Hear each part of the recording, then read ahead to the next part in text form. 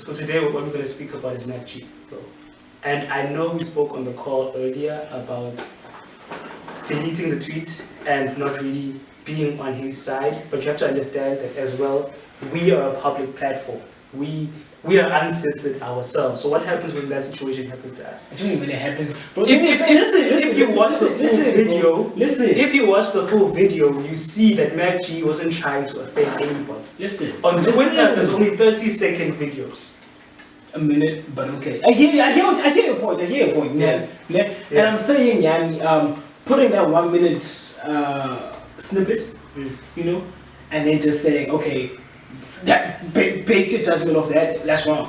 But at the same time, what they said can't be excused. Even though people did take it out of context, it can't be excused. So if we took it out of context, why are we cancelling the tweet? I'm not saying cancel, but what he did was wrong. What happens when this happens to us? Listen, come out and apologize. Are we going to start come out and apologize? Listen, come out and apologize. Apologize for what? Rappers do this all the time. There's nothing wrong.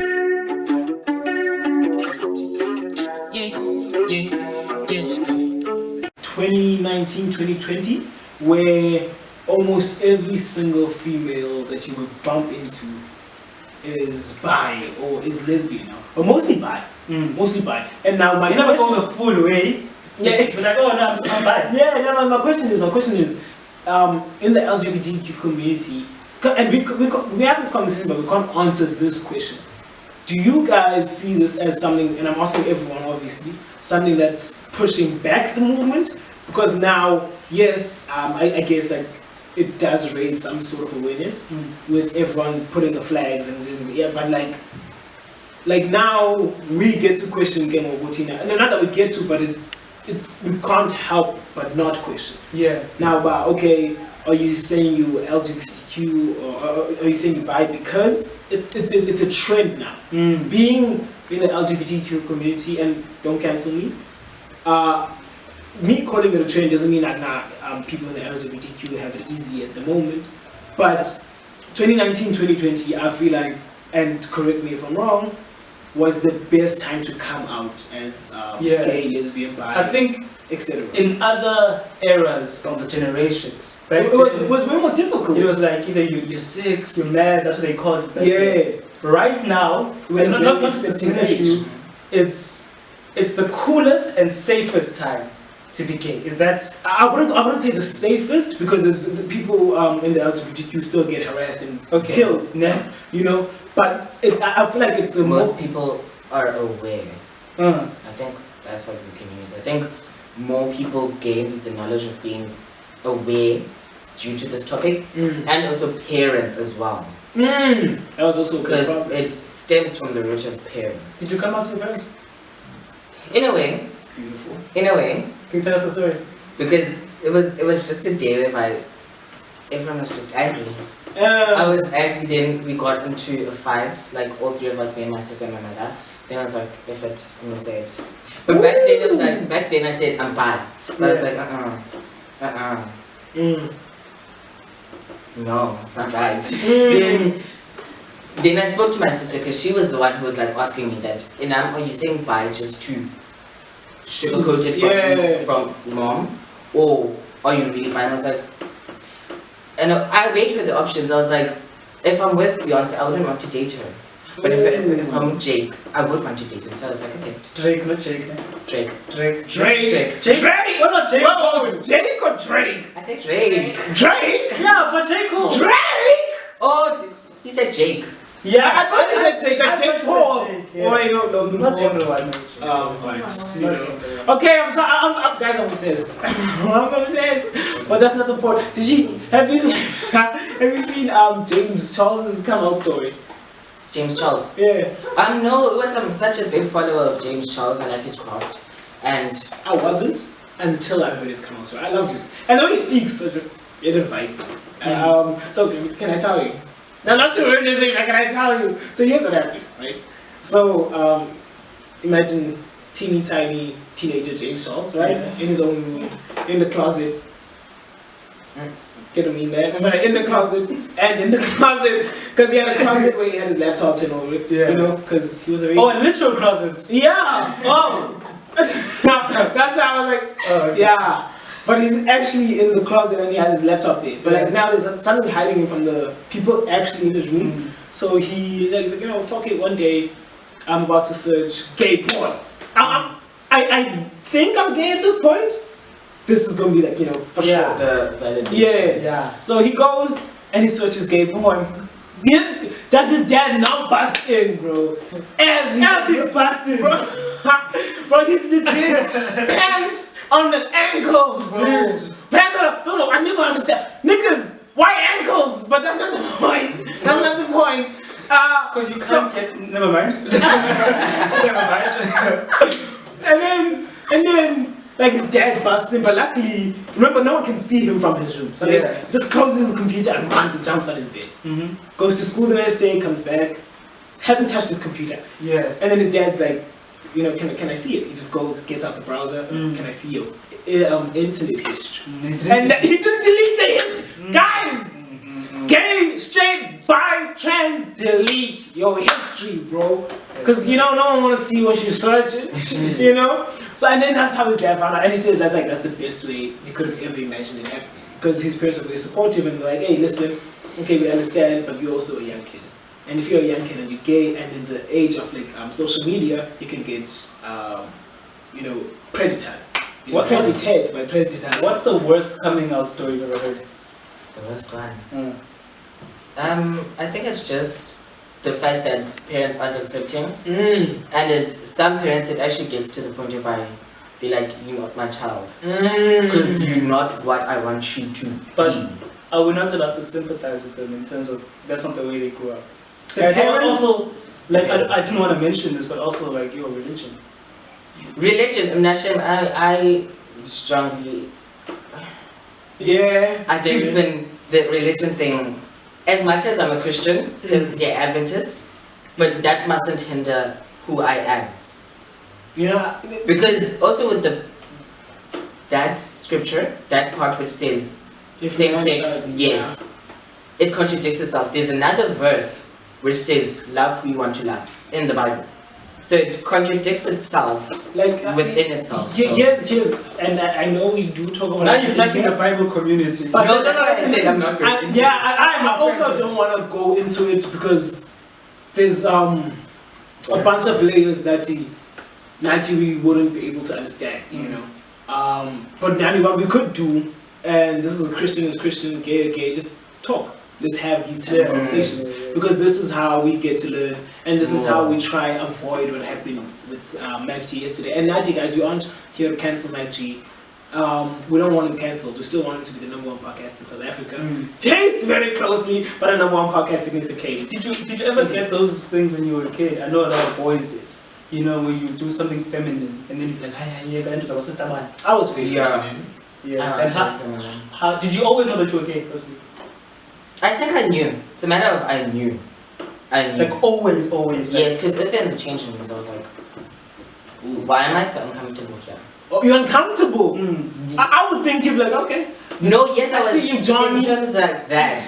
Yes, I was like that. But I was also like, it would be more comfortable to dress around girls. Okay, I understand. Yes, I was like, it would be more. Why do the gay people like you feel more comfortable around girls? I don't know why. I think for me it's a matter of I grew up around girls. So I was more closer to that side. And that's why I have my home girls. Yes. But I also learned to like have my homeboys. So beautiful. Don't you feel like that contributed growing up with girls? Be like, oh, okay, I think because I'm around girls and this is what I know. No, it didn't contribute. It's just that enhanced. Yeah. I don't know if enhanced is it, but it felt comfortable. Felt like I was doing the right thing. You see, so even though I grew up feminine, it did contribute to my fashion sense because I dress whatever I want to. I don't have any bottom line. I can put on nail polish. I can do whatever. I've even become a rule breaker because of that. Because at some point, my mom didn't want me to wear nail polish, but I continued in it. Beautiful. I love the courage you have, bro. Even like just one defying your mom for nail polish, two coming on a public platform to just speak your views, even though there could be people who oppose, and that's very brave, bro. We should read the things now. Eh? Yeah. Oh, whoa. Do we just have time for that? I don't like attention, guys. Face scan, sorry. I'm not flexing at all. Sorry. His phone opened the first time he looked at it, but he had to do a face scan. Okay. Alright, so I'm gonna just read three things, right? Yeah. That I've seen. Firstly, this is a quote from Dave Chappelle that says, "I am going to say something that I am not allowed to say." I think that's something that, as the mandate, that's what we do. We like to just speak our mind. Yeah. We're not trying to offend anybody. We're just trying to have the conversation. That's why we have you. And once again, thank you for being here. Really appreciate that. And second one is, this is a little controversial. What does it say? I think you should report Magchi, especially because he's part of YouTube Black Partner Program.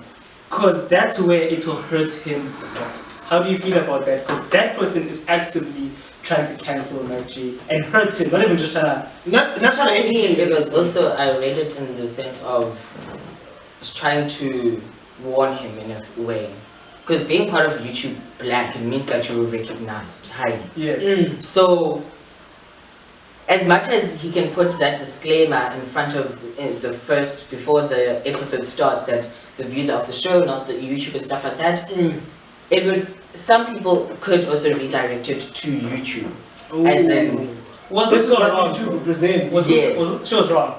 no, she wasn't. She wasn't, to because an there are extent. two ways. To an extent, bro. To an extent. There are two So ways. fire with fire is There are is two ways okay. to read it in Is that- terms of they were cancelling and also Trying to warning warn. him. Yeah. I understand. Third one. I've told you the story of how I got someone blacklisted from every registering. What? Registering. What? Registering Play it back to the first time. at any university in South Africa until he killed himself. All because he wrote a homophobic Facebook status. I'd do it over again without even flinching. That one was tense. That's tense. That No, one was tense. that's beyond tense, bro. That's bullying. That's bullying. Because it gets to a point of reprimanding. It passes first educating. It passes reprimanding, then it goes to bullying. Nah. That's wrong. That was scary. Phone switch off. Oh my. Doo-doo. You got a call from mama. Nah, bro, but bro, thank you for coming on. And I'm glad we were able to have this conversation. But before we leave, Definitely. One was, okay, I'm not going to mention where it was from. It says transphobia and homophobia is violence. The lives of trans people matter. When platforms like MacG's podcast invalidate their existence with jokes in derogatory terms, many intolerant people It's not just feel me. comfortable to violate and endanger those lives. It is dangerous and intolerable. Thank you. Yes. So I understand what he was saying there in terms of like big podcasts like him. If they were to come, when they come for people for that community or whoever it may be, whether it's GBV or whatever, it does hinder a sort of, violence and endangerment to those lives. Because people get used to those type of jokes. Now they feel comfortable saying them. Beautiful. I hear you. Man, I think we've learned a lot from you this episode, like normally we come and we speak and we laugh, Yeah. but here there was a bit of education, yeah, so really appreciate that. So it comes to the magic moment of, now we gotta know if you crumbs or no crumbs. Now, the breakdown of no crumbs and crumbs, of course, is basically when you're having some tea, what I'm saying, you set some bark, and you put that biscuits in the tea. Yes, sir. Do you dip it? Or do you have it separately, drink and then bite? How do you do it? I didn't. And you know what that means? Nah. You know, guys, do you know what that means? That means the first ever guest for the video cast is a what? Please say it. Nah, I want you to say it. What is he? He's a crumbs. Yes, sir. He is a crumbs for all my crumbs folks. So that's one for me, and you know that's 0 for you. Also, I want crumbs in your tea because okay, yeah, it's fine. But guys, thank you for watching, listening, subscribe, put the bell on, and a lot more is coming from this channel. It's been beautiful. It's been a mandate. Easy.